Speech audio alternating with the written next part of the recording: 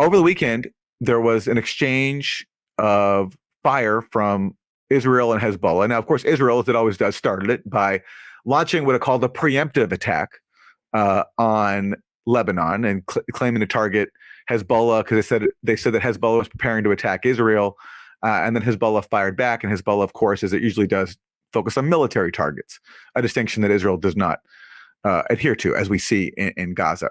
And of course, the whole media, because Israel said we launched a preemptive attack, the whole media said Israel launched a preemptive attack.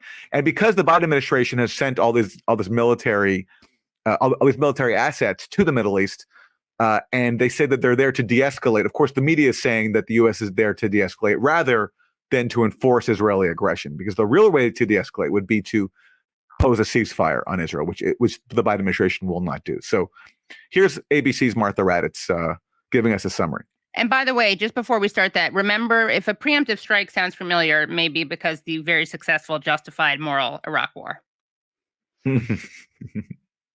All of this very closely. John. All right, Britt Clennett from Israel. Thank you very much, Britt. Let's bring in this week co-anchor Martha Raddatz, who has been monitoring the latest developments. So, Martha, obviously, there are significant U.S. military assets in the region. What are the dangers of the U.S. getting dragged into a wider conflict here? Well, I would say those assets are there not only for security reasons, but to try to stop any escalation. We have two.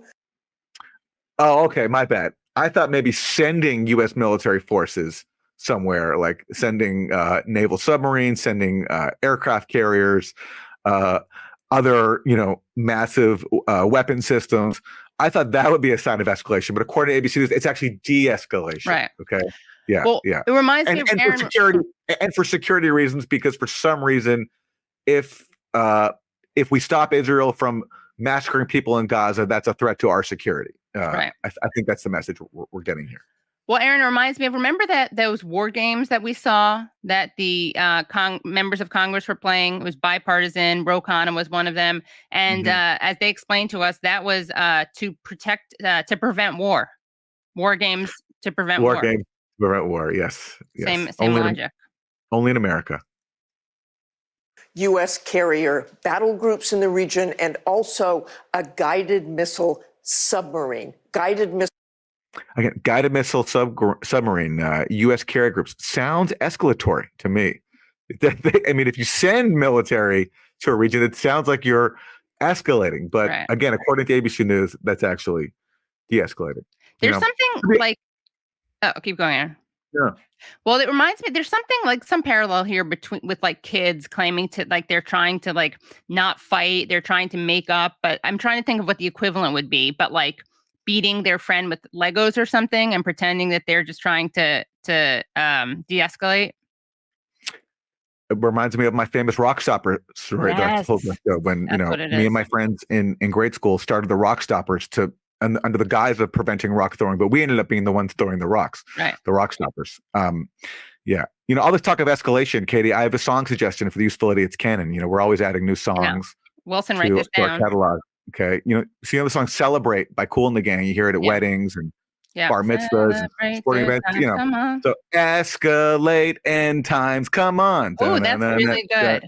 That's really good. There's a party going on. Yeah, I like it a lot. Yeah. All right. More from Martha Raddatz. Missiles on board that submarine that could strike if needed. Those submarines can also carry Navy SEALs. And the U.S. has been very open about what they have in the region. The Secretary of Defense calling out that they had that attack submarine in the region. That just never happens. So they want Iran. Again, sounds escalatory to me. Aaron, that's because you don't get it. Yeah, sounds escalatory. But what do I know? Yeah. I'm not paid the big bucks to go on ABC News and tell us that sending aircraft carriers and naval submarines with weapons that can strike countries is de-escalatory. Yeah. Also, what happens if one of our submarines or forces gets hit by accident or intentionally? Is that going to be a de-escalatory thing? Then I think we could sing our song. Escalate end times. Come on. Yeah, I like it. They want Hezbollah. They want Hamas to know they are there, if needed, to defend Israel, but also send that message, don't do anything. We do not want this to escalate. Yeah, we don't want this to Really escalate. But weird way to send that message. Yeah. we don't want this to escalate, but we won't do the one thing that could prevent escalation, which is stopping Israel's mass murder campaign, which has been Hezbollah and Iran's goal from day one. Yeah. And Hezbollah Houthis. said, they said, exactly. And Ansar Allah, aka the Houthis, they've all said that their goal is to stop Israel from slaughtering people in Gaza. But the Biden administration won't do that. So to enforce Israeli aggression, they send military assets. Right. And I love this claim that Israel doesn't want war with Lebanon. Oh my God. Yeah. Well, they're doing all they can to start one. And they want to drag the US in with them. And the fact that Biden sent all these military forces is a sign that they might get that. Right. If I'm making a prediction, I don't think it will happen, but that's what we're risking by refusing to end what Israel's doing in Gaza is Right. your content and then escalating by sending all these forces. It's madness. But And Yeah. by the way, the preemptive strike, so remember, brought to you by the United States with Iraq, and that turned out really well. But also the 1967 war was started by a preemptive strike. That worked out really well for Israel. So maybe yes, that was this miracle, according to Israel, where somehow they were about to face annihilation by Egypt and Syria. So Israel just had to start the war.